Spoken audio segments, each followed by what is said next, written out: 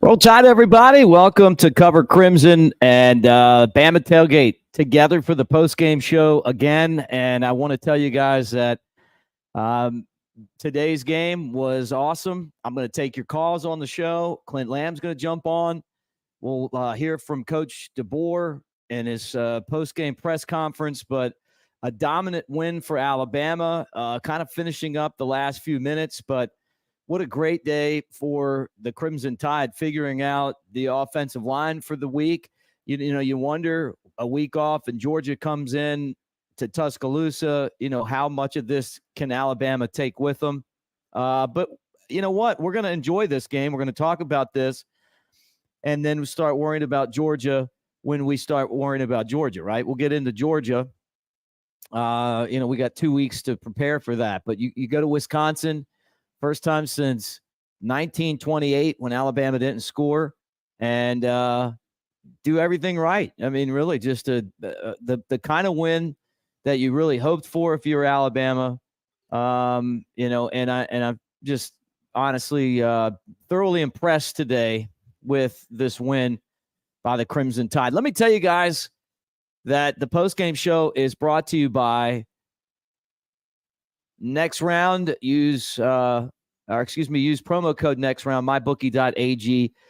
Double your initial deposit. That's right. Double your initial deposit with the promo code Next Round. Kick off football with mybookie.ag and double your initial deposit with the code Next Round. All right. Let's just go ahead and throw this up here. Obviously it's all over now. Bama 3-0. A 42-10 win. Van Dyke was hurt early in the game, and that was kind of it for Wisconsin, although I didn't feel like even had he been healthy that they were going to beat Alabama. But it definitely made things a lot easier for the Crimson Tide without him in there. I want to tell you that the phone lines are open right now, and I want to hear from you guys. So, don't be afraid to call in and give me your take on things. Obviously we always try to get Coach DeBoer on. As soon as he does his press conference, Clint Lamb's going to jump on and give you his thoughts on it as well. And there's my extra camera. Let me show you this. I got to throw a shout out to Wilderness at the Smokies. I'm on the road, and these guys took good care of me. They gave me a cabana. I've got TV. That's the pool that's outside. And that's Wilderness at the Smokies here in Sevierville, Tennessee. So they did a $40 million renovation. They've got a water park and just a lot of other cool stuff that, indoor and outdoor water slides and all of that stuff. So we'll talk more about them later on, but appreciate them for hosting, because when you're on the road like this, you say to yourself, hey, man, am I going to be able to find some internet? And for them to not only give me internet, but my own, pretty much a road studio that I'm going to have while I'm in Tennessee. So phone number is 205-900-3832. Alabama, again, with a convincing win over Wisconsin. If you guys are watching on the Bama Tailgate YouTube channel, make sure that you also subscribe to Cover Crimson. That's where the postgame show is going to be here really soon. And sign up for covercrimson.com. Look, I'm still doing my own thing there, but I'm also really invested in Cover Crimson. I love the idea of being there. Jake Coker and I do Elephant in the Room. Mike Johnson and I do the All-American Report. So there's two of my good friends that I get to hang out with, and you guys love them as well. Former Alabama players that we get to talk and goof off, and it's not as serious as maybe some other places. We just try to give you serious content and have fun doing it. Get to do a show with Clint Lamb every day. I think he's really one of the best football insiders that's out there, analysts, and all the other great stuff that we do. So covercrimson.com is our site, and we want you to be a part of that and kind of follow over, but make sure that you're part of this YouTube channel as well. All right, let's talk about this game. First off, Jalen Milroe I thought was really good and showed off his ability to do things with his legs and his arms. And I'm going to take a call, and we'll talk more about Jalen Milroe in this game. Who's this, and where are you calling from? Hi, Mick. Hey. This game gonna come down to one thing. I'm just gonna make it short. Won't keep you. The offensive line. Amen, brother. You tell the people. Do what now? I said tell the people because you're exactly right. Well, I mean, we got our 2 tackles back. They pushed people around, and they gave Milrow the opportunity to look the field. That touchdown he had to the tight end. That was the offensive line gave him a plenty time, to make the read and the call and the passes. Mm-hmm. I give us hands up offensive line. Yep. And you can't win without offensive line play. Jake Coker talked about it on the Tailgate show. He talked about it on Elephant in the Room. Here's a guy that won a national championship. And, what did he say? Hey, you know what? It's those guys giving the quarterback time, and it's a unit. It's not – he said quarterbacking isn't just a guy standing behind throwing the football. He said it's the whole team that's up there giving him the time and the guy running the right route and all the little things that go into the success that it takes. And last week he just didn't have any time to throw the ball. Well, you look, last week, I mean, you had, what was it, Thornby at right tackle. You moved Booker to left tackle out of his position, and it's not a winning click. I mean, you need your starters healthy, need them there, and this game showed that they were there. Hey, I loved it, though. I did too. And our defense done good. I think they played real good. I just wonder, how bad do you think a Bobway was injured? I don't know, and I'm curious. Yeah, I'm curious to hear what they say because that's definitely a concern. I mean, definitely a concern. Oh, I mean, he was a punt returner. So, on that last punt, they had put Tim Williams in. Cole Adams was already out. Yeah. But anyway, hey, it was a great game. Roll Tide, and thanks for taking my call, bud. Hey, thank you for calling in. Roll Tide to you. Have a great Saturday. You get the rest of your Saturday off. That's the best thing about playing these games at 11 a.m. All right, let's go back to the phone lines again as you guys line up to talk about this game. Who's this and where you come from?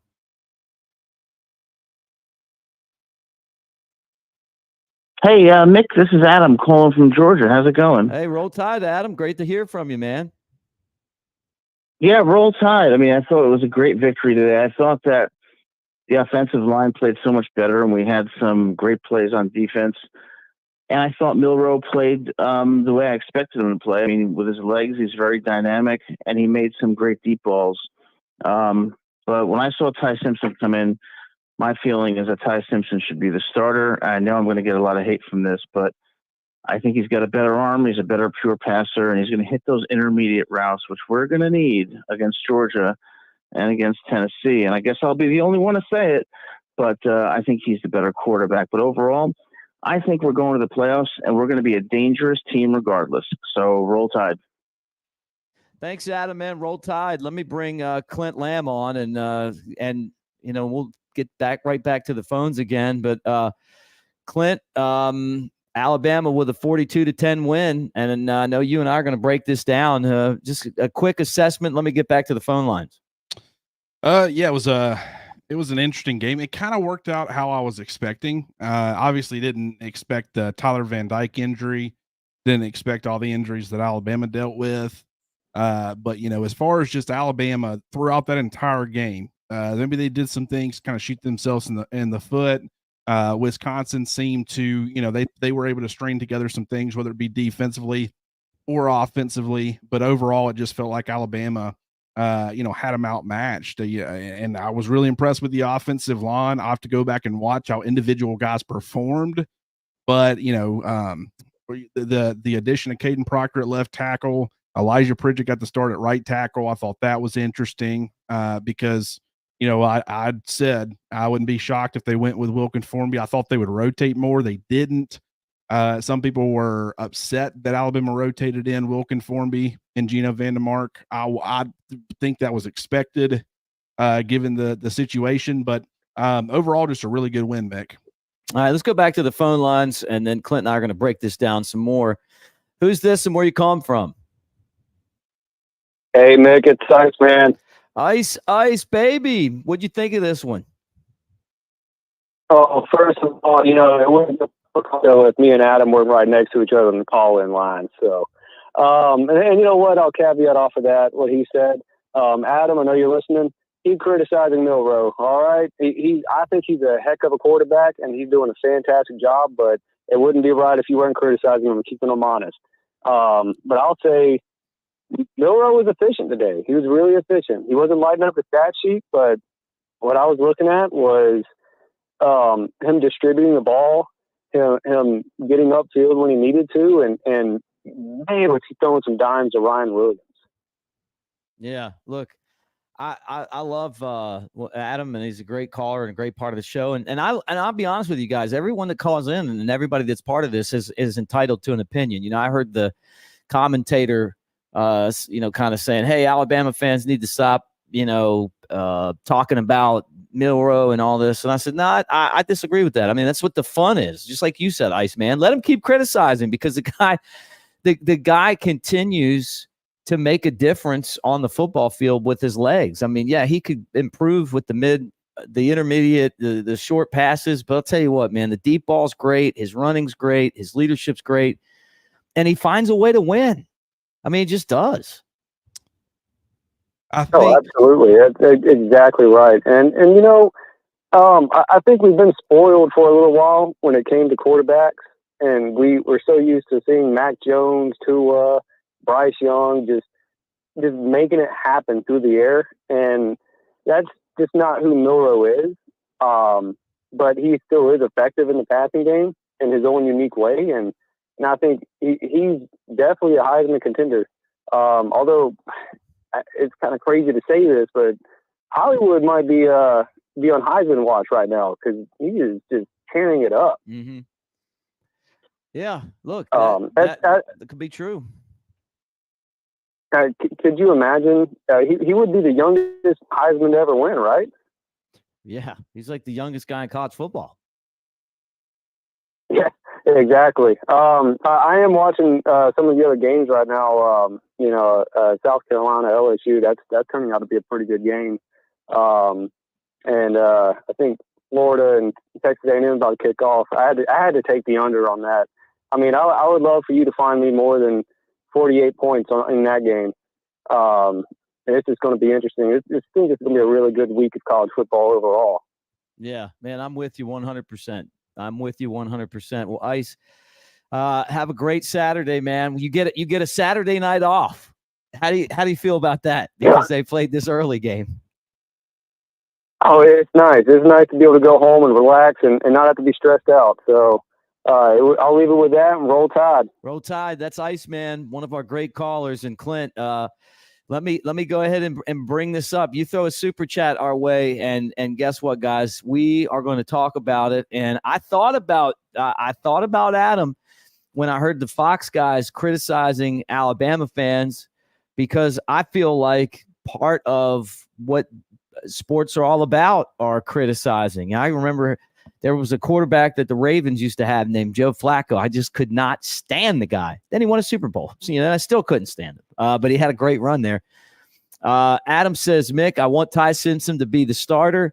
We'll go. Super chat's always right to the front of the line, Clint. Yeah. Here, I'm going to tell you, I saw a lot of Alabama fans with the play calling, and I mentioned it on Twitter.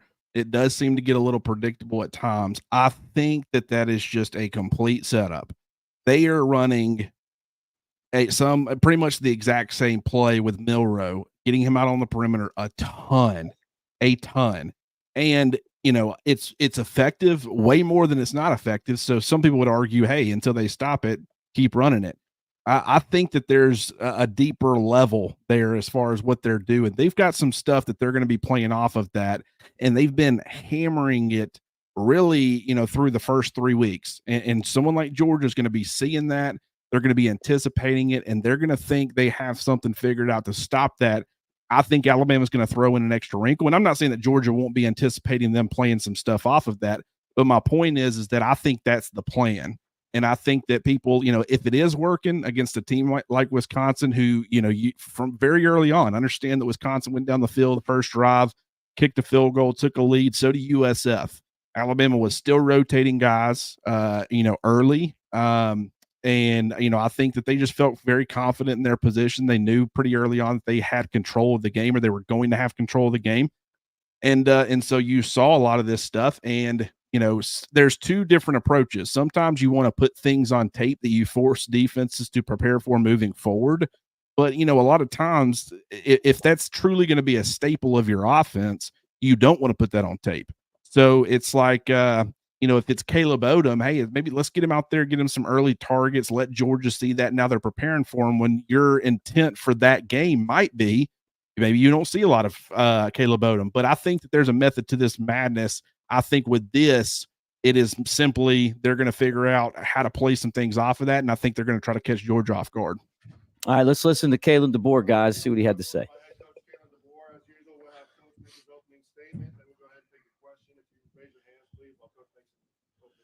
Yeah, you bet.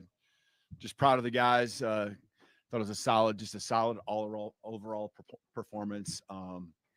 Team football, getting the takeaways and putting points on the board when we got the ball back, getting a stop on fourth down, scoring, getting the field goal, forcing them to a field goal at the end of the half, and then the offense responding with a quick drive.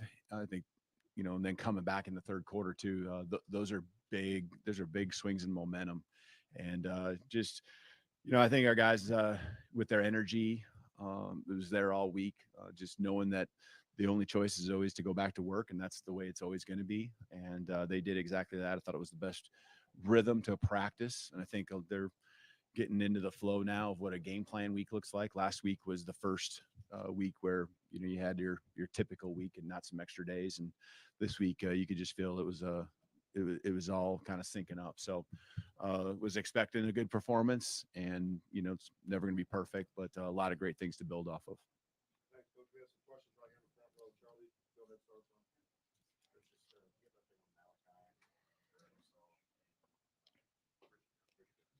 Yep.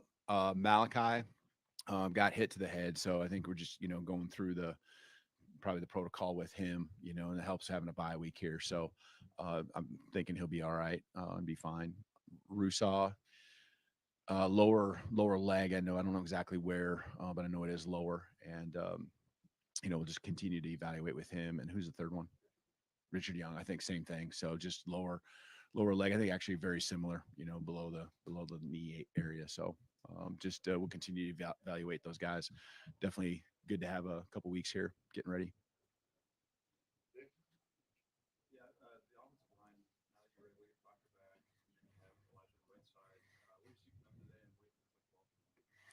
Yeah, I thought they just did a consistent job of making sure Jalen, could stay upright, wasn't rushed, hurried. It's amazing how your play calls can just be so much easier, and you're down in distances that much more favorable when you can protect your quarterback and make every throw count. Where there's not throwaways where you're getting hit, and I thought there was just good gelling, considering it was really their first game action altogether.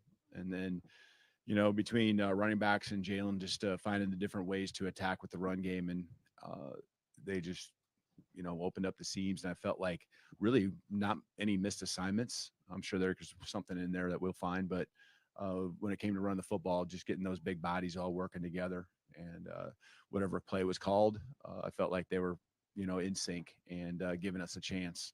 And then letting Jam, and I know Jam had a big game, and Jalen as well. So I liked the balance of what we were able to do, both run and pass, and that starts up front.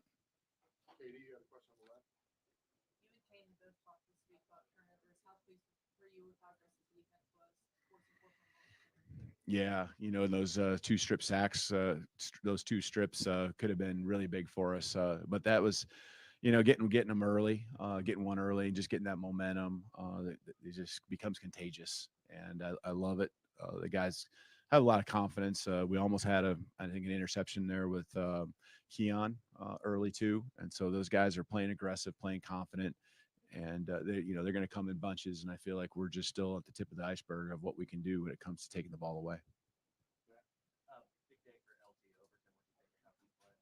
He's, you expect that from him, and he's just going to be continually coming after you, and it's not just against one or the other, run or pass. It's both. He's just a physical presence in there. Love the way he plays. It's a business-like approach that he has, whether it's in practice or games. I just got a lot of trust and confidence that he's going to bring his best, and he fits so well within our scheme. And I know we're very confident, whatever it is, if he's got something we're asking him to do, that he's going to get it done, and make sure he first of all takes care of his responsibility, and then goes and eats and goes make plays. I want to ask you about the first touchdown pass that Milroe threw to Ryan Williams in the end zone. It looked like the trajectory was pretty low, which kind of allowed him to hit that pass because he might have run out of room in the back of the end zone if he'd have laid it out higher. What do you think of that throw? Yeah, I thought it was right on the money, and I love what Jalen did with those balls that were down the field. Gave our guys a chance. Now our guys did a nice job of getting some separation there too. And Ryan, in that case, you get a step. Let's get it done. And like as you said, I mean, you get to the back of the end zone or towards the sideline. Both those things were coming on Ryan quickly, but because of the trajectory. And I think it goes back to, again, Jalen had some time back there. He had a second to really sort things out, see it, not feel rushed, and put a good ball on Ryan. And Ryan, tracking it and doing what he does.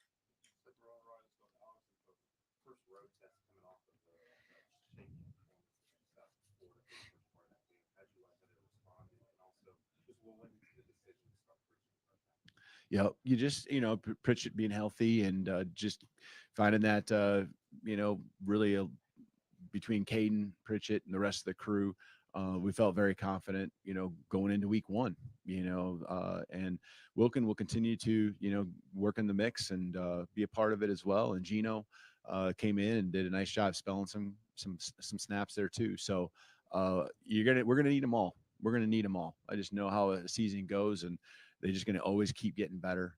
And that was the first question. Yeah.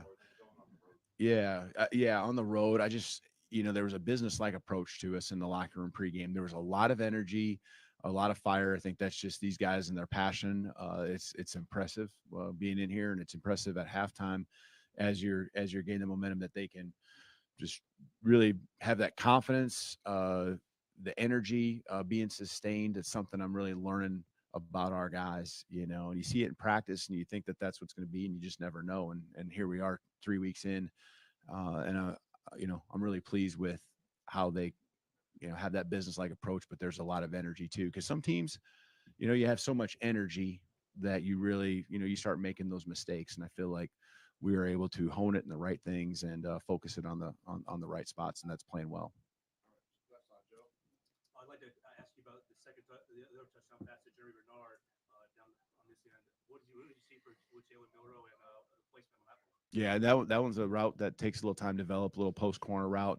I thought it was a great play call. When I heard it, I loved it, and just staying aggressive. Obviously, the clock, we had to do that, but the time that it took, because it does develop a little bit slower, and Germ doing a good job of clearing and not running into, and using just the veteran savviness that he has to set the direction, set the path that he was going to be on. And Jalen, again, giving him a chance, a 1 yard wider, and that's an incomplete pass, and Germ catching it first and then getting his feet down. And so just great execution all around.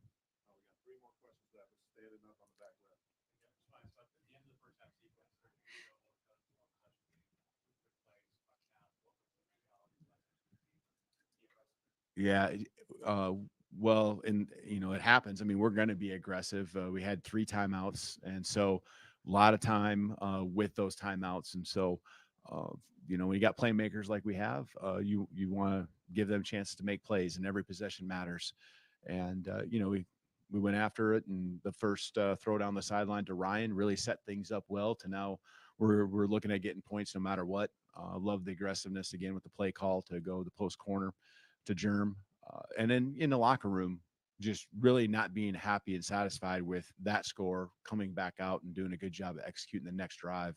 I think that shows growth in our team, that you do it back to back in those big moments where really, their team didn't touch the ball and all of a sudden there's 14 points put on the board.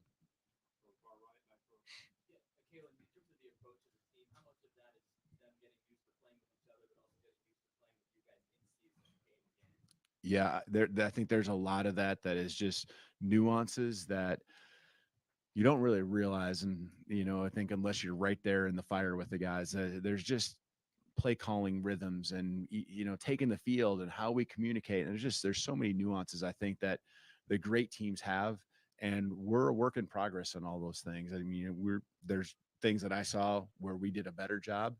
And there's things that just still, once in a while, I don't want to say, when I say clunky and it's a negative word, now it's going to feel, like, hey, we aren't doing the things we're supposed to. I think we are. It just takes time. It takes repetitions for everyone. And we were much more in sync this week, whether it was today or whether it was all week through our game planning, the calls that we're making. There's recall now. There's some recall with our play calls from last week or the week before. And it isn't just us going against our defense. We're seeing different looks, and we're understanding that those adjustments week to week against different opponents and different schemes are important. And I thought they did a great job preparing, set us up for success today.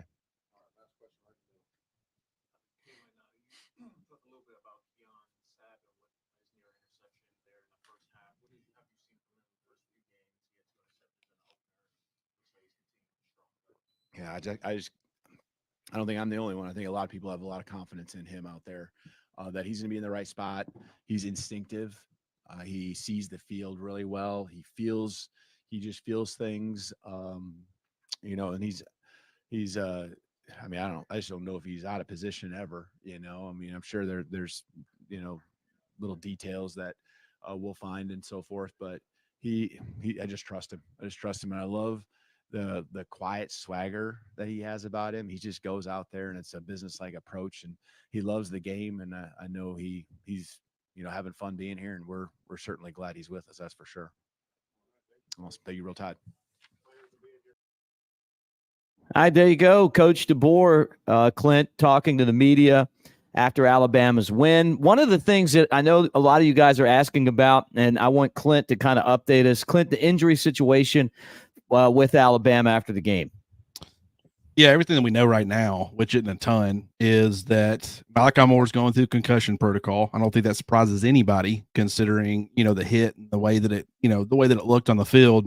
The other two, it's lower body injuries. Can't really say too much beyond that. Like we all know what it looks like, but you can't ever confirm. I would say Jordan Love, the Green Bay Packers quarterback, his injury looked way worse than it actually ended up being just last week or the week before last. So I don't want to get ahead of ourselves and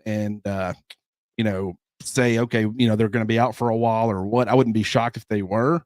But is it season ending? Is it, a couple of weeks, a few weeks? We just don't know at this point. So we won't speculate too much, but what I can say about it is, Richard Young is a loss. Absolutely. Because, that hurts your depth at running back. We saw guys getting banged up throughout fall camp. If you lose one of Jam Miller or Justice Haynes at this point, that now becomes a much, much bigger issue. If it's long-term, you look at a guy like, Malachi Moore, the heartbeat of the defense. I would say from an NFL talent standpoint, there's probably several players who are above him, but he's a really good player, an all-American caliber player, in my opinion, very instinctual, very seasoned. He's seen a ton of football. He's seen it all. So losing a guy like that, they moved Devontae Smith from Husky back to safety, and they brought in Red Morgan, the true freshman at Husky. Now you got two true freshmen starting in the secondary if Malachi Moore has to miss, in a couple of weeks. But the good part about him is that he will have a couple of weeks to kind of rest up and hopefully get through that concussion protocol. But Quay Russaw is another one that's just, to me, that's a massive loss if he is out for an extended period of time, just because I think he's the most complete wolf that you have. The other guys can kind of stop the run. They're pretty good at it. But I would say Russaw, that is by far, he is the most complete wolf in that room. And, we saw some of the perimeter runs. Granted, some of that stuff was happening prior to him going out, but especially after he went out, I thought, the edge setting and stuff left a lot to be desired. I'll see more when I go back and watch it again, but for now, it's rather concerning. So, you got to wait and see what ends up, coming from that. But Russaw would certainly be a massive loss. Hopefully Malachi isn't too long. And obviously Richard Young, when he came in, he was giving him some really good reps. And, I thought it was interesting that they kind of, went away from Justice Haynes for a little while and kind of went with Richard Young. So I don't know what that means necessarily, but, I guess we'll see soon. Yeah, good stuff, Clint. And the other thing, and we'll get to your comments, guys, and your phone calls and, and all that stuff, but super impressed with Ryan Williams. And one of the questions that we had about Ryan Williams was, when he was a commit to Alabama, Saban left, he decommitted. We didn't know what was going to happen. Obviously, the coaching staff convinced him to come. And I'm going to tell you guys this, and it's going to be controversial for some of you guys. So I want you to sit down. I want you to take a deep breath. Not you, Clint, but some of the other people that are hanging out with us. Our friends that are out there in Alabama land, in the Bama Nation country. DeBoer's doing a better job with Ryan Williams than Nick Saban would have done. Now let that sink in, guys. That's not a shot at Nick Saban. This guy wouldn't have had 4 touchdowns with Nick Saban as head coach. He just wouldn't. He wouldn't have played that much. DeBoer is a wide receiver whisperer. And you're seeing that because he's emerged now at 17 years old as the next guy. And we don't want to put too much pressure on him, Clint. Bottom line is he's here. He's not coming. This isn't something in the future. This isn't a true freshman hanging around. Julio didn't start like this. Amari Cooper didn't start like this. Calvin Ridley didn't start like this. None of them started like this. This is a phenom, and he's got the right head coach for his position. You know what? I think maybe I don't necessarily disagree. But I would probably, instead of saying DeBoer, Saban, I'd probably say, especially based off of current wide receivers coaches, Jamarcus Shepard, has Ryan Williams ready to play earlier than previous wide receiver coaches in recent years would have. And that the brain trust of Kalen DeBoer and Nick Sheridan know how to get him involved in the offense and utilize his skill set and put him in a position to be successful. That's one of the things that Nick Saban always really struggled with is, a young guy, freshman especially, earning the trust of the coaching staff where you can put them in positions to be successful because you can hurt confidence if you don't. And it feels like that, granted, I think Ron Williams, from a confidence standpoint, he's not lacking. I don't think he gets too high or too low. He just doesn't seem like that kind of guy. He seems to have the right stuff mentally. We've talked about that before. And so even, the hyping right now, I don't think that's going to go to his head. I mean, any more than, this show was hyping him up quite a bit going into the season, and he has been the true alpha number 1 receiver. And Jeremy Bernard today was an excellent complimentary piece. Great 1-2 punch there. But it's interesting as Ron Williams has kind of become the guy. It seems like Bernard, as he's getting more comfortable in this offense, he's getting more comfortable with Jalen Milroe. His play each and every week continues to improve. So I think that all this attention that the, opposing defenses are going to be giving Ron Williams based off of his play through, 2 weeks prior to today and now 3 weeks, that just makes or will make Jeremy Bernard all the more effective in this offense too, because he can act as that wide receiver 2, who really is a very high-end wide receiver 2, maybe a low-end wide receiver 1. And I just think that the offense, you would like to see a little bit more at times. I don't think they always played complementary football throughout this game. Like the offense or the defense allows, Wisconsin to have a long sustaining drive. They're out there for a while. They're on the road. They give up a touchdown. What happens? The offense immediately comes out and they go 3 and out. And now you're putting the defense right back on the field. You'd like to see more complementary play where they say, hey, defense, we got you. You were just out there for a while. You didn't have your best drive. We're going to stay out here for a while, give you a little bit of a break. You didn't get that, but what did you get? You immediately got a turnover by the defense They got themselves back off the field. And then you had the offense go down the field and score a touchdown. That is complementary football. So, you saw it. You didn't see it all the time, but this felt very, Alabama being what they've always been, which it wasn't perfect. The run defense was inconsistent. Injuries certainly played a part in that. But, you saw domination. You saw a team that was clearly the better football team that could win in a lot more ways. And they actually went out there and executed, didn't get in their own way. Only 4 penalties today, 0 turnovers. Defense has a couple of turnovers, and you end up dominating. So they got a lot of stuff cleaned up from last week, and being in a road environment, that's good. Mick, what a special performance, in my opinion, for being your first road game. Guys, if you're hanging out with us on the Bama Tailgate YouTube channel, thank you, right? And roll tide, but don't forget that this show is going to be on Cover Crimson. We wanted to simulcast some of these post games because I know a lot of you guys were like, hey, where'd the post game show go?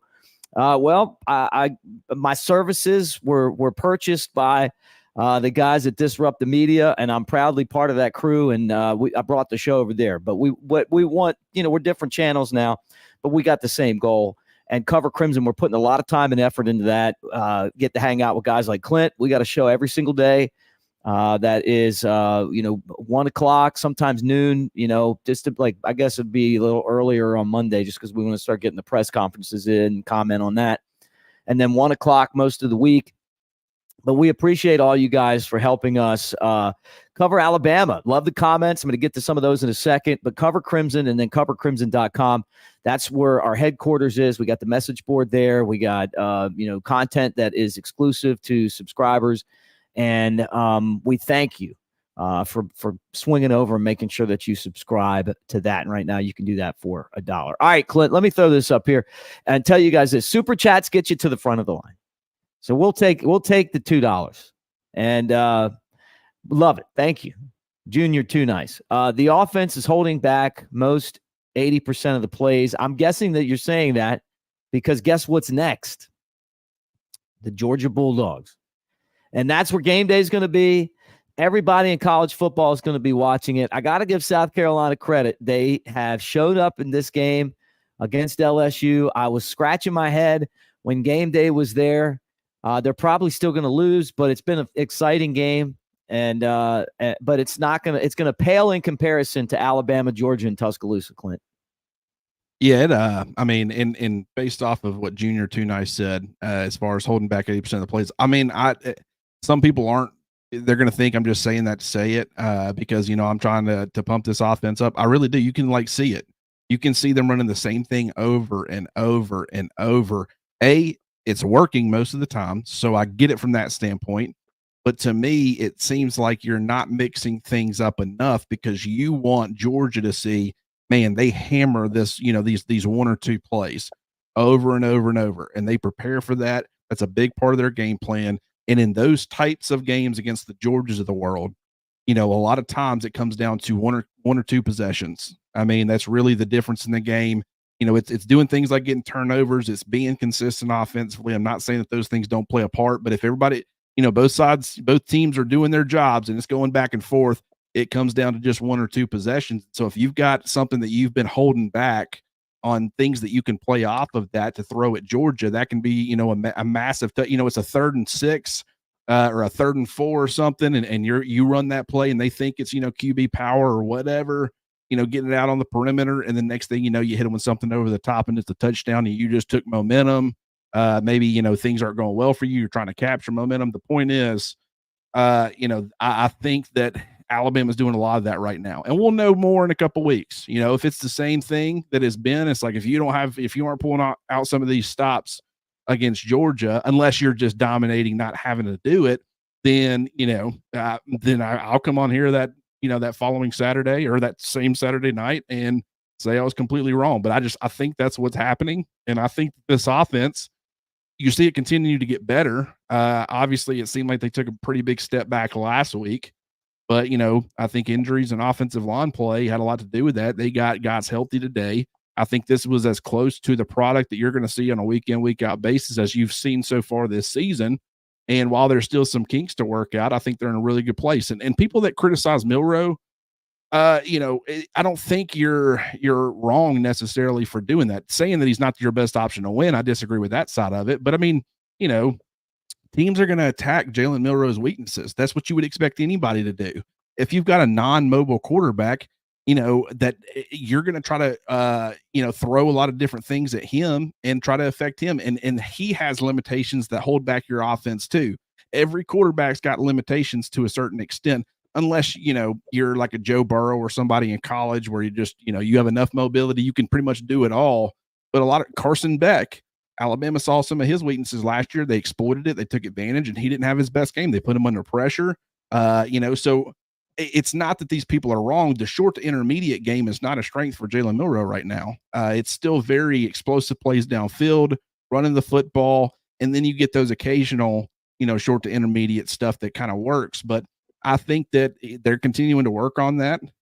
He'll continue to get better at it. But in the meantime, if he does well enough, then you can still win a lot of football games with him. And I think that's exactly what Alabama's doing. Yeah, the guy counted for 5 touchdowns today, and you can't dismiss the running part of it. I mean, he's really truly a dynamic player, but he's going to get better. I mean, all these guys improve. I mean, he's a better version to me of Jalen Hurts, who's in the NFL and one of the best quarterbacks in the NFL. He eventually lost his job to Tua, but I don't think there's a Tua on this team. I think that Ty Simpson will be the next quarterback, and that'll be next year unless Milroe goes down. A couple comments I wanted to get to. Great to see you guys yesterday at Old River Grill. Thank you for coming out and hanging with us. Ryan Anderson made an appearance yesterday and hung out with Jay Coker and me. It was an absolute blast over there. Clint, I can't wait for you to come down. You got Tennessee and LSU when we'll be back. We'll be at Coastal, which is the Floribama restaurant for Tennessee, and then for the LSU game will be in the big bar down there. But it was great to see you guys. Thank you so much. It meant a lot to us. They said they loved the Big Sexy Elmo theme song. So that was pretty funny. Like, I would need to get Brett down there too, but Roll Tide, good to see you guys. Hey, look, I'm watching this right now, Locked On Gamecocks, and I know who you are. You got a 3-point deficit with a minute left. We'll see what can happen there, but thank you. And then I got to shout out anybody named Gillispie. Roll Tide to you too, as we sit here and talk. And thank all of you guys. Look, the phones are open. Just what we want to do is, I don't think you guys can hear Clint. So when you call in, make your point, and then we'll kind of chew on it together. But some great calls already today. And I know when Alabama wins big, it's not the massive phone line that like we would have had last week. Just because the drama makes the phones ring. But let me go back to the phone lines again, and we'll talk to one of you guys. Who's this and where you calling from? Hey, Clint, how you doing? This is Brandon from D.C. Hey, what's up, Brandon? Hey, doing pretty well, man. First of all, Roll Tide. Really have to give you all compliments, man. You two do a fantastic job. I watch all the new content. You all have some insightful folks on there. So I really love the new format setup, and you all keep doing big things over there. Well, thank you, so man. Much. Yeah. So, of course, man. Hey, Brandon, let me ask you a question. Yeah, can you hear Clint? Yep. Let me just let Clint talk for a second. Just tell me if you can hear him. Can you hear me, Brandon? Okay. I guess not. Yeah, you can't hear him. All right. He said, nah, what's up? Can't hear him. Yeah. So, what's up, too, man? I can't hear him, unfortunately. But look, it was a great win. I really feel that, again, we have an explosive offense. I saw a couple of things, and again, this is just going to be progression. And I know they got to have patience, and that's what I'm telling everyone. Have patience with Milroe, because there are a couple of times where he can literally just take the check down, right? We have some great backs. We have some guys that can really make things happen in space. And he's just so anxious to get the deep ball going that he is missing guys that are literally running wide open, and you have some backs that can make people miss in space. You give them an opportunity, right? And so that's a part of the short game. You don't need to run screens. They know you're trying to beat them deep, and so eyes are literally looking deep and making sure they're covering space. Now you give the running backs a chance to be able to catch the ball, because I saw Justice Hayes do like maybe 2 or 3 times. He's literally just running outside, and he's asking for the ball, and Jalen's just launching it downfield. We have some great weapons on the outside, man. I can't say enough about Ryan. his demeanor, his confidence, his ability to be able to create separation. That's something we've been missing over the years. And I think Jeremy is another one, right? He's a guy that, again, as they continue moving along, they'll utilize him more. They'll make sure they're getting more post route concepts in there because I saw that a lot. If you all notice, again, Wisconsin did what Georgia did last year, right? They had QB spies. If you have QB spies, the best thing that you can do is literally have out routes and then have a post route right behind it, right? Because they're keying in on the quarterback. If you got two guys keying on the quarterback, those post routes are going to be open all day long. Post routes, seam routes, and a couple of times you had even noticed that the tight ends are running wide open. And so I'm having patience and making sure that, again, understanding Jalen's going to get more comfortable in this offense. He's going to have a better understanding of saying, hey, they're expecting you to run. You can hold the eyes of the two linebackers, even a strong safety. You're going to have someone screening wide open on a post route. So the concepts are going to get better. Georgia, to me, obviously, again, their DBs, man, they're really stacked. But one of the things that I will say that's going to be beneficial to us is being able to run the ball. And we were able to do that last year, right? And now Jalen is a better player than he was last year. And he had a ton of progress that he had even in that game. But at a certain point, that's where now you have someone like a Ryan Williams that can just create separation. We didn't even have that with Isaiah Bond, right? Because Isaiah Bond, in my opinion, was more of a slot receiver. So I really love that from the offense. And again, I even said this last week, gentlemen, Proctor coming back was going to make the difference, right? Like you move around a whole bunch of people. You have stable of backs. You've got a great O-line. Now they'll start forming in, and now Proctor will get more comfortable, and you'll start seeing more stability on that O-line, right? And so everyone that was freaking out about the O-line, I get it, but this is actually helping us because it's going to create depth as we move forward because you saw how many injuries, man. Those injuries are starting to stockpile up, and now we've got to make sure that we have that depth in place so it doesn't become a detriment as we move forward. So I saw some people complaining like, hey, why is Gino in the game? Why do we have this guy in the game? I'm like, they're still making sure that we're building depth. You can't just stop playing a guy because all of a sudden Proctor comes back in. You have to continue to build the depth. You got to move around folks and making sure that when, ish hits the fan, man, we can still plug those guys in and where it's not a steep drop off, right? So again, patience with the younger guys. The defensive side, man, I am a little concerned because Quay Rousseau going out, his ability to stop the run and his ability to play in the backfield is something we're really going to miss. But LT Overton is a dog. And everybody, Clint was talking about it a couple of times and a couple other spots were talking about it. This guy is literally made for this defense. He is a guy that is stout. He's one that's going to be able to create pressure, and he is going to be a missile when we get into the SEC because he just has an innate ability to be able to create great separation with his hands on the D-line. He's stout enough. He's big enough. But you saw some great athleticism, man. This guy was creating strip sacks all over the place. He's someone that's going to really reap benefits from being in this type of defense. So, again, I got to make sure scheme specific. I want to see progression as far as stopping the run because you notice now this is another week where there was runs that were happening on the left side. And I don't know if it's run discipline by the eyes of whoever's on the ball, right? Man on the ball, man on the QB. Or was it just a matter of us getting manhandled? I'd like to think that maybe it's a combination of both, but the discipline at the point of attack is going to be critical. And so hand placement, because Georgia's going to attempt to run it down our throats. And now we've shown a little bit of vulnerability on the left side. We've got to be able to, again, make tackles because some of the tackles were there. Tackles for loss. We were missing it. Guys are over there getting tagged up, only gaining 1 yard, and all of a sudden they're like 4 or 5 yards down the field because they carried someone. So if we get that under control, man, I think we have a lot of potential. And I tell fans, this is only week 3. Patience. It's going to be fine. We're going to be fine. Have patience, have confidence, and know that all of this is going to work itself out. You kill it, man. I mean, you're all-American caller, Brandon from DC, and great stuff. Clint and I are going to chew on it together, but thanks for calling in. I appreciate it, gentlemen. Yeah, roll tide, man. Great Of course, call. man. Y'all keep it up, man. Roll tide. Thank you. Say thank you, man. I'll tell you what, Clint, that's what makes you love doing this. When you get somebody to call in and just hammer it like this. We've had some really great calls on the show today, and that's another one right there. Yeah, the chat's always fantastic. The calls are always that's why you and we've been talking. We're like, hey, we need to start working in another day for callers because there's just way too much that these guys bring to the table and just they can drive the conversations. They're all very well informed. They have different opinions, but I think they all can make an argument for their opinions. I mean, I haven't really seen anybody that just is saying stuff to say stuff. I mean, not everybody will agree with everything everybody says, but Everybody that's here watches these games. They lock in on them. They keep up with the program. I loved what Brandon said. I mean, just pretty much start to finish talking about LT Overton.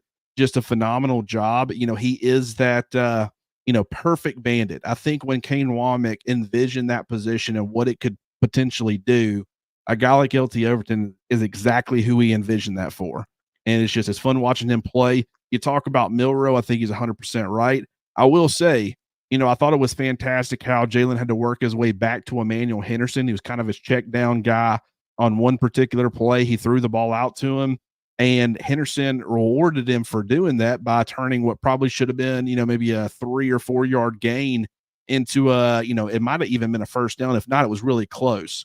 In fact, I do think it was a first down. I want to say he got like 11 or 12 yards, but that's what, you have guys who can turn short gains into long gains. And I mean, at 11 or 12 yards isn't super long, but I mean, considering, you had to quote unquote settle in for coming back to Emmanuel Henderson, getting a first down on that play when really it should have resulted in just a minimal gain. That's exactly, you got these types of guys all over the field. And I always thought that Tua understood that. He had the right outs. Hey, I don't have to be Superman all the time. I can check it down to some of these guys, get the football to them and let them make something happen. And you had Waddle, you had Jerry Jeudy, you had Najee Harris out of the backfield. And those guys, made play after play. And that's how this offense, back then kind of operated, and how you saw so much sustained success where they could stay on the field for a while. And, so you're seeing it from Milroe. You're still not seeing it probably consistently enough, but this is why we say the guy's making progress. The more he sees that, and he's rewarded for it, it's one of the things where if you're wanting to encourage that type of behavior, do your best job to reward when they give you that behavior or that decision. That's exactly what Emmanuel Henderson did. He did a phenomenal job on that play. Jalen Milroe did a phenomenal job coming back to him. And that's exactly what you can get in this offense. Another super chat, and I appreciate it, man. Thank you, Adam, again. Mick, Grace and I are coming to Tuscaloosa for the Georgia game. Will you be doing the show from Innisfree? The answer to that is yes. We're going to announce that this week, but we'll be there Friday to record the show. And I listened to it today. I came from South Alabama back to Tennessee. I'll throw that up there for you guys while I'm talking about this, because I'm at they gave me this cabana to work in, and that's what's outside of my room. But we're in here hanging out watching football on a beautiful day. I drove through hell today. I'm just going to tell you that. I left at 3 a.m. to get here, and it was it was awful. There were cars crashing everywhere. There was water. It was coming down. It was like the tail of the hurricane. So the reason I'm telling you that is we're off, and then baseball's over, and then I'm free. I'm free to be. I don't have to drive at 3 a.m. to get anywhere. But we will be at Innisfree. We'll record the show on Friday. I listened to the show today because it is pre-recorded, 6 to 8 on 106.9, which is our new home for the tailgate show in Birmingham this morning. It comes on 5 hours there before, but then I listen on other affiliates too, man. It's so cool. Like ESPN, the Zone in Huntsville, and we're on in Florence, and I was trying to find the show in Athens. I know we're on there in Gadsden, but we'll be there 1 to 3. Please come by and see us, all you guys. And I brought this up because we for the first time we actually plugged the show in, and we're going to play it on the speakers now. And you just never know who's going to show up. This week it was our friend Ryan Anderson, but Jake Coker and I will be there. Clint's invited. Clint, you come down if you can make it on a Friday. And we recorded, and you guys know this already. It's recorded for Saturday, but it's like a podcast, so we do it ahead of time. But thank all of you guys, and thank you, Adam, again for the super chat. And the super chats go a long way. I'm just going to tell you guys that right now, because these guys went out, Disrupt the Media went out, and they invested in us. And so what we're trying to do is just deliver results, with our people, which are you guys, and try to get the same momentum that we had when we were on Bama Insider. We with a great platform, and we know what we can build. and it was built with us too, and and some other people, and but mostly it was built with you guys. Just loving Alabama and love talking about Alabama. So make sure that you subscribe to Cover Crimson and covercrimson.com. And thank you. And for all of you guys that come to the show and see us, it'd be great. Or anywhere we are. But thank you for asking, and I hope to see you. Mick, Devon, I'm gonna pull up his comment. Yeah. I really like how the Boar, I love that name, by the way, uses more guys off the bench than the GOAT did. You got a stable of 4 and 5 stars, work them in, bold toast. I love that comment. And the reason being is I will say the standard to earn Nick Saban's trust was probably a little bit higher than Kalen DeBoer's. Nick Saban kind of demanded perfection. And that's, you knew that a guy could be fully trusted if he was out there, or he was trustworthy enough where he was the best option you had. There were times where maybe Kool-Aid McKinstry was out there as a freshman and, maybe he wasn't necessarily ready, didn't play the best football that he played at Alabama, but Alabama knew what they had in him and they were trying to get him reps. You saw it the next season with Terrion Arnold. He was making the transition from high school safety to college corner. So he was kind of, a year behind Kool-Aid as far as that development curve. He kind of went through his rough patch the following year in 2022. And in both cases, people wrote both of those two guys off. And then the following year, they became superstars. And so that's why I say if Xavier Brown's struggling a little bit, Alabama did get beat a couple times vertically. Wisconsin, just like USF, could not capitalize on it. And Georgia's going to be able to. If Alabama doesn't get that stuff cleaned up over the next couple of weeks, they need to be worried about that. And maybe Georgia does get a touchdown that way because they'll definitely be able to capitalize. But just this idea of going off on Xavier Brown and saying he needs to be benched or whatever, I don't think that he's not playing his best football that he'll play at Alabama. He's a true freshman.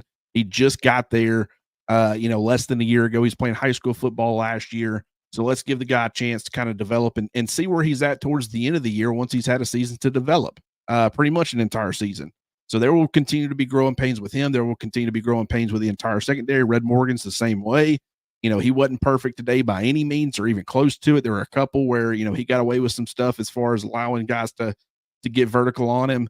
But, I thought he did an excellent job as far as coming up and run support. You can see the scrappiness. He is always around the football. And so he'll continue to kind of develop and stuff. But what they're saying, that commenter was saying, Devon, about, getting a lot of guys involved from a depth building standpoint, having your threshold for that trust factor lowered just a little bit, it means you might be putting some more vulnerable positions earlier in the year. But by the end of the year, it'll be paying dividends because you'll have built depth at a lot of these spots, more depth maybe than, even Nick Saban had at times. If you can continue to recruit at the level that he did, and these guys are getting proper development, that can be very good for you. So, keep an eye on that and, make sure that you're understanding that these guys are young and they're going through some growing pains. Yeah, man. Look, I'm with you on that too. And it's not me saying when I said that Ryan Williams wouldn't have caught 4 touchdowns with Nick Saban, that I'm taking a shot at Nick Saban. It's a different philosophy. And you just nailed it. We would see guys transfer out. Probably the worst transfer out was Alvin Kamara, but they just didn't feel like they were ever going to play. And you can tell, like, just watching the offensive line work today and seeing Formby had to get back in there, guys. You can't just have him have a game like he did last week, stink the place up, think about it all week, lose the job to play, and not let him get in and just get some confidence back. Mick, and that is such a great point, and it's something that Brandon brought up as well. Okay, it's kind of like the Florida quarterback situation with Mertz and Lagway. If you go to the freshman and he struggles, but you've benched your veteran, his confidence is now shook, and then you have to go back to him, that can be a massive problem. You are banking on the fact that player that you're bringing in is going to be better. And if you are wrong, you found yourself in a very bad position because you've now got the guy who, it's like, okay, he wasn't any better. You get back out there. And that guy's not coming in with any sort of confidence in his ability to get the job done. I was actually surprised by the fact that Wilkin Formby did not start this game. I understand it because and that kind of does send the signal to everybody. Okay, Wilkin Formby's performance. This was not a hey, it looked bad, but you look at these other circumstances and all this. I mean, the coaching staff clearly agreed it was not his best ball, but they are not going to give up on him by any means. They want to continue to build depth there. We've already seen this year that you sometimes have to work into your depth in the offensive line with the way that, a lot of college football teams right now, they're being directly led by their offensive line. I think Peyton Thorne's not playing great football for Auburn right now, but at the same time, if his offensive line was really good, you probably wouldn't even notice, to be honest with you. The offensive line play dictates so much, and I think it's actually a really, really good thing. Even though they were up by 18 at that point, it was 28-10. It was getting late in the third quarter, and you see Geno Vandermark and Wilkin Formby come in. It's the 3-score game. Your chances of blowing that's pretty slim. Some people might have said, hey, wait until you put another touchdown on the board. But, they wanted them to get out there while things were, not in doubt, but kind of still in doubt, and, give them some actual game reps on the road against a Big Ten opponent. And I think that will only help them moving forward. But, with Pritchett, if you would have thrown him out there and you just would have said, Wilkin, you were so terrible last week, your time as the right tackle's done.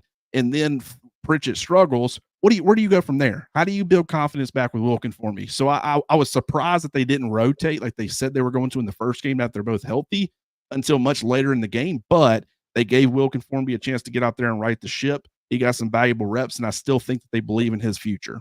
Yeah, no doubt. No doubt. I felt like that too.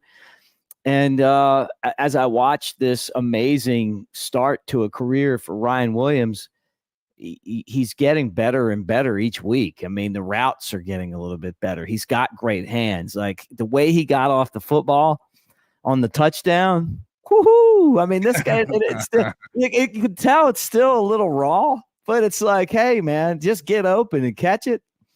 I mean, I think we got something here, and you can tell that Kalen DeBoer that's his baby right there. Just like the secondary used to be Nick Saban's, Yeah. And I'm sure he's probably like just every day going to practice and thinking, hey, we got something here. He just had a bunch of first round picks and, go to the NFL from Washington, but he didn't have, those guys they're not as talented as this guy. He's 17, supposed to be in high school. And he just makes plays, man. The injuries are a concern. I thought that, that the turnovers, Alabama was forcing turnovers, flying around the ball today. I don't think Wisconsin's a bad football team, and they're going to do some things well. They found some runs and they did this and that. But when their quarterback got hurt, it was like just that Bama's defense was just licking their chops. Every time they got it. I think that Milroe had the kind of game I knew he was going to have. He just kept getting in the end zone, and he is such a weapon, Clint. You can tell they're trying to work really hard on not scramble runs, but called runs, which is something that I think a lot of us were confused about the offense last year. Why the hell didn't we do this last year more? And you can tell, like, this is becoming a part of the offense. And I've said it before. It's not just Justice Haynes and Jam Miller. It's Jalen Milroe and those two guys. It's a three-headed attack from the ground. And Milroe might be better at running the ball than both of those guys, at least right now. I mean, he is the most dynamic player you have on offense. Like, you got Ron Williams is going to be in that conversation. Jam Miller, a lot of people are saying, why is he getting the workload that he is right now compared to, with Justice Haynes? I mean, look at the carries today. Jam Miller had 9, Justice Haynes had 2. And, that's strange that Justice Haynes continues to get such little work relative to Jam Miller. But I will say, when you're watching the game, Justice Haynes has the chance to be a very, very special back. And he, to me, he's doing a lot with his opportunities as well. But Jam Miller has been, in my opinion, the better player for Alabama this year. I think from a consistency standpoint, he's offered a little bit more, and that's not a knock on Justice Haynes. That's speaking to Jam Miller in particular. What will tell you that is look at last week.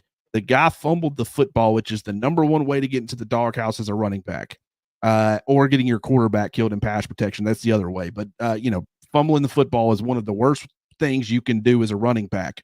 Not only did they lean on him late in that game, but he led, all the running backs in touches in this game. So to be able to overcome that and for them to still have that amount of trust in him, I think speaks volumes to what this staff thinks about Jam Miller.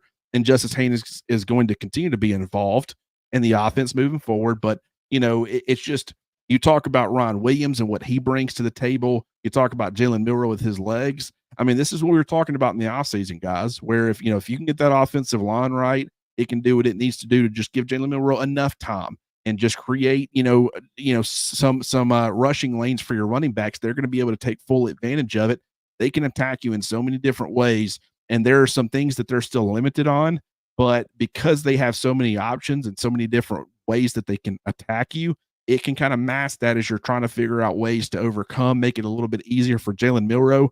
But I mean, for people talking about Milroe and just his improvement, like I said, he worked down to the check down on Emmanuel Henderson on one play. I thought that was impressive. But also, look how much more comfortable he is on zone read runs. He just did not feel confident reading that defensive end and knowing if he needed to be handing the football off or keeping it himself. Last year, they didn't run much of it. As a result, now that is like a staple in the offense. And just he looks so much more comfortable. He worked on that in the offseason.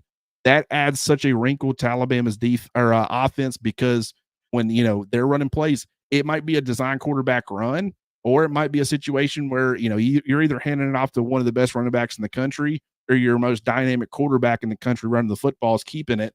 That's just such a strain on defenses, and I think it's going to end up working out really well. I have seen improvement from Jalen Milroe in multiple ways. He's not perfect, and he hadn't improved everything to the extent that he needs to, but he's moving in the right direction. Guys, appreciate all the comments in here. All right, let me throw Dickie put this up here, and I think this was a good comment because I noticed this too. DP's got lucky. Badgers couldn't click on a few deep throws. That's the second straight game where I felt like there's been some deep balls there that Alabama hasn't really connected on. And, I don't know, you probably saw it too, Clint. I know they broke it down against South Florida and said, hey, a couple of them they released inside, and then, two were there. One guy did this, one guy did that. But it felt like the same thing this week. If you had a quarterback that could hit that deep ball, the plays were there, they just didn't do it. Maybe part of it is Alabama's pass rush, and then part of it is that that you had a backup quarterback today for the most part, and then last week a guy that did a good job running the ball but wasn't really hitting on any of those deep balls. Yeah, here's the problem. I didn't go to the game. I'm normally in the stadium where I can see enough live where I kind of know what happened. TV broadcast is very tough. So I'll have to go back and watch the all 22 to really get a good feel for what happened. And I mean, if Kane Womack does what he did last week, we'll get a full breakdown and we'll know exactly who was at fault, why they were at fault, and how they need to improve moving forward. That's what I love about the transparency of Womack. We'll see how that ends up playing out. But yeah, I mean, having this 2 weeks in a row and quarterbacks that couldn't connect, it's like you would think, even though they didn't last week, you would see enough on tape and say, hey, we didn't pay for it, but we certainly will in the future if we don't get this corrected. I don't want this defense to get lulled to sleep and think that they can't, that they can continue to play like they have, because allowing guys behind you, if you're playing a halfway decent team with a halfway decent quarterback, they're going to take advantage. And that starts with Carson Beck, one of the best quarterbacks in the country, when Georgia rolls up. Good to hear from you. He said Jeff's been a Bama fan since '79. I mean, it's going back to Bear Bryant. I think this, Jeff, I know what your point is, that Milroe ran the ball and it was predictable. You got to remember, Alabama's got a showdown with Georgia coming up. Clint just kind of got into that. The fact of the matter is that you don't want to show too much. And then now you can't lose these games, right? But we'll find out, because it's going to be a war in Tuscaloosa in 2 weeks, an absolute war. Milroe, the biggest mistake Milroe made to me, and here we go, since '64. The biggest mistake Milroe made is he shouldn't have said that he saw those guys quit. You just don't say stuff like that, give them extra motivation coming in. But at the same time, motivation doesn't win games. playing good, solid football wins games. And Georgia's defense is going to be very tough on Alabama. And they were last year. But Alabama found a way to move the ball. Nick Saban just always was a step ahead of Kirby, even in the game that they lost. Kirby had one good quarter when Alabama lost its second star receiver. And I'm never going to change my opinion on that. That it could have easily been Alabama winning that national championship. I also think Georgia got lucky that they didn't have to play Alabama the year that Georgia played TCU because Alabama would have beat them that year. But I don't know anymore. All bets are off. I mean, this is a new coach. Do you think he could be playing possum, as they say? They say that down south. Clint, when you try to play dead. Alabama's playing dead with the offense with all these runs. I really do. And what points me in that direction, and I've kind of already mentioned this before, but it's the fact that they continue to rotate guys like they are, like you got in Emmanuel Henderson on the first drive. And I mean, it's not that Emmanuel Henderson's done, he's earned that opportunity. Like he's certainly been in that rotation, but just getting him as, involved as early as they did, it's like, and maybe I'm wrong, but it just feels like the approach to all three of these first three games was Kalen DeBoer and the entire team was very confident in their chances of winning the football game going in. And the decisions that are being made are kind of, based off of that. I think a lot of the struggles last week was they were confident in their ability to handle USF without revealing too much. And, they were wrong about USF. They were a much bigger problem. They ended up winning the game, but kind of when your game plan is your game plan, it's really tough to really start making a bunch of massive adjustments. So you're kind of limited at that point. And I think that's what Alabama, that can hurt you. I mean, you can end up losing the game that you're not supposed to because you've taken that approach. So in some ways, it's not necessarily a good thing, but that's just my feel for it. And the speculation, I don't know anything. But when you watch them continuously hammer, Jalen Milroe on the same play over and over, left, right, doesn't matter. It's like, I feel like that there's not enough variance or variety. And I think that there is a reason for that. They want Georgia thinking this is going to be a staple of this offense. And we got to make sure, it's been a big part of the offense. They've had a lot of success with it.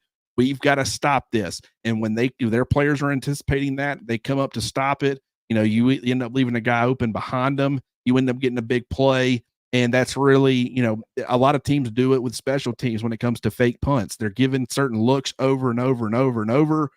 And then they try to hit somebody with a surprise play. I think that's exactly what you're seeing with Alabama. And what, if I'm wrong on that, then I have no problem coming that Saturday night after the Georgia game and saying I was wrong. But that's my feel for it. And it makes sense. We'll just, I guess, have to wait and see how it plays out. Yeah. Look, Ant says that we're playing possum. I'm not sure, man. I'm not sure what to expect, but if I'm not sure, and I mean, we've been covering Alabama for years and I've done a show about every day since the board took over. And I don't know. How the hell Georgia going to know what they're doing? And that's the best part about everything going on. The other part about the running, and you guys got to remember this, that he runs and gets tackled. He runs and gets tackled. And then he runs for 40 yards. You know what I'm saying? Like there's so many big plays in there that Milroe just does on his feet. It was like, hey, that one didn't do too good. That one did. Oh, yeah, there he goes. He's in the secondary. He's winding through traffic. And what I'll tell you this, what I really liked is he was running, and then all of a sudden he faked the pass. Because you almost forget sometimes that if he's behind the line of scrimmage, he can still throw the ball. And DeBoer has said that that's one of the things he really wants him to do. And he says he wants him to go out and play ball. And you know what? I mean, a lot of us have played football. Some of the best plays are improvised plays. I mean, and that's such a great point to remember that he did that, because that was completely unscripted. It was just on the fly. He was absolutely 100% running with it. But he realized he was not in a position where he was probably going to get, tackled for a loss. And so he said, I'll just, the guy who's coming to tackle me has no idea what's happening behind him. He's focused on me. So he acted like, he was about to pull it up and pass. All that gave him just enough of a crease to where he got a couple of yards. It wasn't some spectacular play that he turned it into, but it went from potentially being a tackle for loss for a couple yard gain. I mean, when you're going, I don't remember what down and distance it was, but when you're going from a second 12 to a second 8, that's a 4-yard swing. That's a lot more manageable. So just seeing that, having the instincts to do that, because once again, you put that on tape, and now Georgia's like, man, sometimes you think he's running, he ends up, pulling it up at the last second and throwing a pass. Sometimes you think, he's going to be passing it because he pulls it up at the last second, then he takes off running with it. It's just, it's the variety of ways in which you have no idea what's coming. And what I will say about Georgia in a couple of weeks, and we'll talk about this more, probably some through the bye week, will probably be more internal and reflect back at Alabama quite a bit in the bye week, but we'll also go ahead and be talking about Georgia some. Ron Williams is still a freshman. He's still a really young player. And Kirby Smart's got that Nick Saban, Bill Belichick type of stuff in him. And so what I want to see, and I think it was good today because you saw a little bit of it with Jeremy Bernard. You saw it, with Jim Miller. They got a lot of different ways they can attack you, and that's great because, with Ron Williams being young, I wouldn't be shocked if Georgia put an emphasis on taking him out of Alabama's game plan, making other guys in that offense beat you. I just think that by doing that, you've got to give him some extra attention, and Alabama's got some guys that can take advantage of that. And, but I wouldn't be shocked at all if Ron Williams goes from this phenom that's putting up, 95 yards a game and, over a touchdown, 4 touchdowns in 3 games. Don't be shocked if the stat line's 2 for 20 on 5 targets where Alabama tries to get him involved, but he doesn't have a huge game. But if that happens, look for other guys to step up. And one of the big storylines coming out of that game was, were there other guys who stepped up? If that ends up being the case, that'll be something fascinating to watch, Mick. Thanks for hanging out with us here. Duel, a simulcast, as we call it, at Bama Tailgate on YouTube and at Crimson Cover Crimson on. I was looking at my Crimson shirt while I was talking. I was trying, I was like, I don't know. Look, I'm good at messing things up. I think we all know that, but I don't do it on purpose. But yeah, Cover Crimson. The postgame show is going to be on Cover Crimson, guys. So make sure that you swing over if you're on Bama Tailgate and subscribe to that. You look for us after the game. You're like, oh, okay, that's where they're going to be. We're not going to simulcast all year.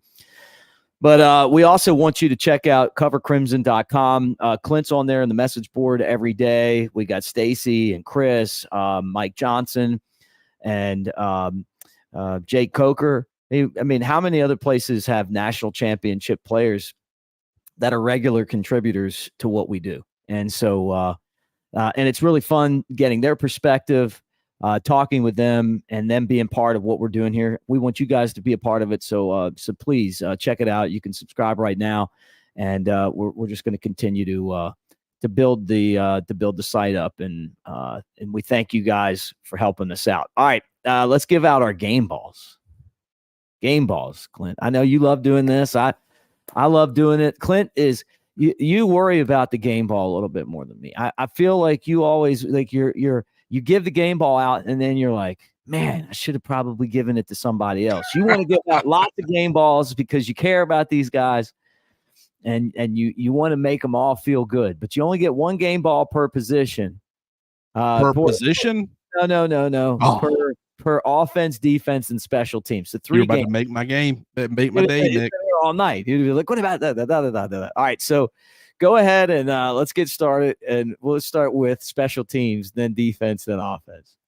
I thought Burnham had a really good game. Yes. On special teams. I feel like he definitely deserves the game ball. And I don't even know what his stats were. Let me pull them up. But there were a couple of times where I was like, this guy's booming it. Yeah, he averaged 53 yards a punt, longest 64, 3 down inside the 20-yard line. I mean, that's incredible. I thought he had a really good day considering, only 4 punts, but obviously he to me, he's a pretty easy choice. Graham Nicholson missed a field goal. Fans were probably freaking out a little bit about that. Ron Williams had a good return. A lot of fans didn't even want him out there for that, by the way. But, I would say James Burnham is probably the easy choice, right? Yeah. I text, I'm on a group text with Ryan Anderson and Jay Coker, and I just wrote, how about that punt? Like, it went 64 yards. Like I don't even think those guys responded, but I'm looking at that and going, they just flipped the field with this guy. He literally just flipped the field with the punt. So I agree, man. Easy. game ball to Burnham today, who's had a great season, and it continued. And you don't know about punting until you don't have a punter, right? You're not thinking about it until you got somebody that can't kick back there. But they got a guy that can kick, and that was definitely, he had a great game. And to do that on the road, and then we all jumped around. Yeah. I thought that was fun. It wasn't a perfect game, but it was a fun game. I guess, do you want to do offense or defense next, Mick? Going with the let's go with the defense next, and then we'll do offense. I really wanted to go Deontay Lawson. I thought he had his best game. I thought he was kind of everywhere. The forced fumble. I saw some people saying that Deontay Lawson should be benched for Justin Jefferson and Jahad Campbell. I don't agree with that at all. I respect your opinion, and you certainly have that right to have an opinion, but I think Deontay Lawson's every bit as good as those other two, and in some ways better. But I mean, Jahad Campbell, I've said, I think he's the best linebacker that Alabama has, off-ball linebacker that Alabama, or linebacker period, really. But Deontay Lawson's right there with him, and I think that, Justin Jefferson's a great number 3. I was going to go Deontay Lawson, but just the way that LT Overton played, I thought he was just a game wrecker. And, just having that inside out ability, you saw a little bit of that, but a lot of his stuff's coming off the edge. The hustle play, I thought on the sack, or the one where there was one where he looped around and hit the quarterback in the back. Phenomenal hit. I thought he killed him. Yeah. Where I thought he might have just killed. We already had one guy go down with a knee injury. I thought he might have just, he might have just smushed that guy, and the backside pursuit on another one. And granted, to me, that was Locke holding on to the football way too long. I mean, and he's their backup, didn't have probably a lot of experience. I get it, but just, if you're a Wisconsin fan, you probably aren't happy about that, because he tried to extend and create time, but LT Overton's that backside defender in a pursuit, trailing, and he was, just the motor to track him down and still get a hit on him, forcing incompletion. I thought that was a phenomenal job by him. He was kind of, when you talk about defensive line disruptors, wasn't necessarily, I don't even know from a sack perspective, he just had one sack. He also had the pass breakup, and then he had a one forced fumble, but he was really, really close on, some other plays. And I definitely think that, even though I really wanted to go with Lawson, Overton with his performance, I think was a pretty easy call. No, look, if you wouldn't have picked Overton, the message board would have came unglued. Okay. I'm just telling you right now. And I agree with those guys. This was like, we're every time, Gus is on the call, and I thought those guys did a decent job. Look, I like those. I like Gus. Elmo, big sexy Elmo hates him. I like him. But they're definitely Big Ten guys. They're not SEC guys. They don't get as excited for us, but he was just out there disrupting the entire game. And I like Lawson and I like Campbell. I thought that Saab was good today too. And I saw in the comment section, best transfer that we have, that hands down.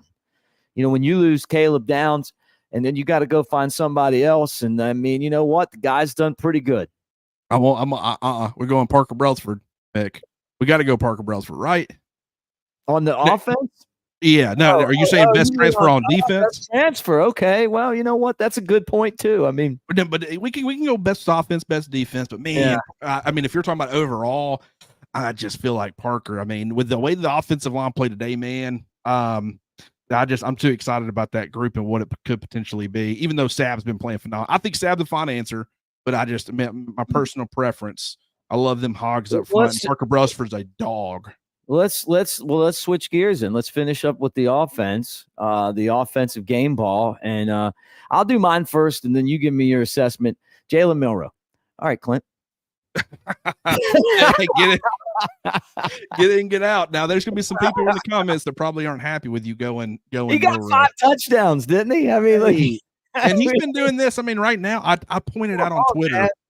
He has 2. He ended up with, he had a rushing touchdown in the first half. He ended up with the second half to have 2. Yet again, he's had 2 in each game. In a 12-game regular season, he's on pace for 24 rushing touchdowns. For comparison, Tim Tebow's best year, as far as just how dominant of a runner he was 23 touchdowns. And Cam Newton's best year was 20 in his lone season at Auburn. And right now, I don't think he maintains this pace. There's going to be some games where he's held without a rushing touchdown, a couple with one. But right now he's on pace for 24 in the regular season. So if Alabama can play, obviously they're on pace to make a bowl game. So they're probably going to be playing in 13 games. Hopefully he stays healthy for the whole year. But you also college football playoff, maybe SEC championship. He's got a chance to kind of climb as far as those games. I wouldn't be shocked at all if he reaches 20-plus rushing touchdowns this year, and that is just absolutely phenomenal because I think he's going to have a lot more of a complimentary presence as a passer as well. I totally get it. So the rule is that if you give a guy a game ball, I can't give him the game ball, right? Yeah, but you weren't going to give Milroe one anyway. I just wanted to stoke the flames of the message. And that is funny. Whoever benched Wilkin for me, come on, man. Okay, let the guys slack. No, I still, you know what? I would, because of his return and what it meant to the offense, or what it seemingly has meant for the offense, I kind of want to go Caden Proctor. The reason I will not is only because sometimes, it's very tough to get an offensive line's performance, when you're watching the game live, because, eyes tend to follow the ball. You're watching skill position players and all that stuff. But from the limited I saw, it seemed like he was playing really well. It seemed like he was moving well.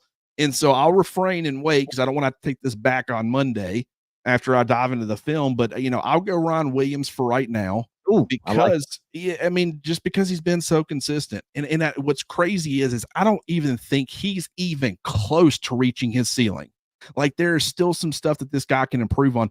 He is winning off sheer ability right now. And he is kind of advanced in some ways for, a kid who's so young.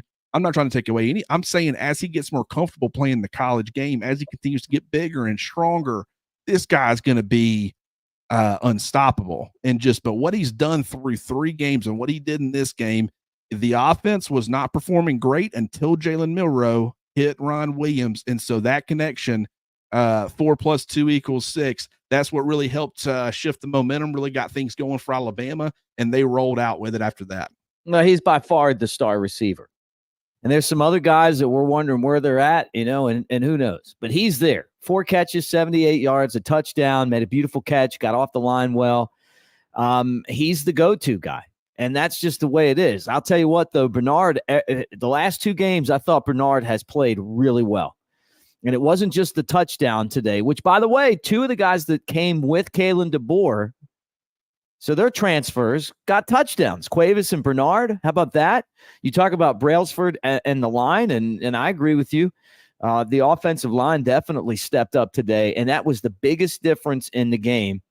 But part of that could be that Wisconsin didn't have the players to put pressure on Alabama that South Florida did. And Georgia, I don't know what their approach is going to be. I don't know if are they going to blitz Alabama from the time they get off the bus, or are they going to try to just beat you one-on-one? There's questions there on what's going to happen in 2 weeks. And we're not there yet. But what I will say is that the offensive line had, I'd say like a really good performance, A- B+ type day. Yeah. And we'll reevaluate when we, come on the Daily Show on Monday, but I'm right there with you. One thing that I want to point out to people a couple of years ago, and I don't know if it was the fact that Georgia knew they had the mulligan, and maybe that played a part. They didn't want to reveal too much in case they had to play Alabama again, or if it was more of they were just super confident in their ability to win with their guys up front, because Alabama's offense had not been very good that year, in 2021, especially at right tackle.